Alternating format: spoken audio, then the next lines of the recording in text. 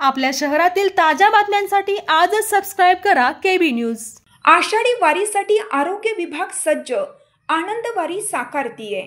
आषाढी एकादशीच्या पार्श्वभूमीवर पंढरपूरच्या दिशेने निघालेल्या पालख्या व वारकऱ्यांसाठी राज्य आरोग्य विभाग पूर्ण सज्ज आहे।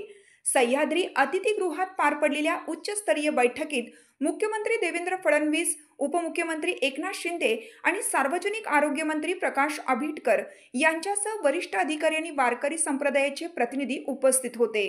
बैठकीत पालखी मार्गावरील आरोग्य, सुरक्षा, वाहतूक आणि पाणी पुरवठा यावर सविस्तर चर्चा झाली। 707 रुग्णवाहिका, 87 ICU युनिट्स, 158 स्त्रीरोग तज्ञ, 136 हिरकणी कक्ष आणि 212 आरोग्य दूत तैनात करण्यात आले आहेत। दर 5 किलोमीटरवर हिंदू हृदय सम्राट बाळासाहेब ठाकरे दवाखाना कार्यरत राहणार आहे। खाजगी रुग्णालयांमध्ये 10% खाटांचं आरक्षण, पाण्याचे निर्जंतुकीकरण, हॉटेल, कॅन्टीनमधील कर्मचाऱ्यांची तपासणी यासाठीही खास व्यवस्था करण्यात आली आहे। मुख्यमंत्र्यांनी स्पष्ट निर्देश दिले, वारीत कोणताही वारकरी आरोग्य सेवेपासून वंचित राहणार नाही।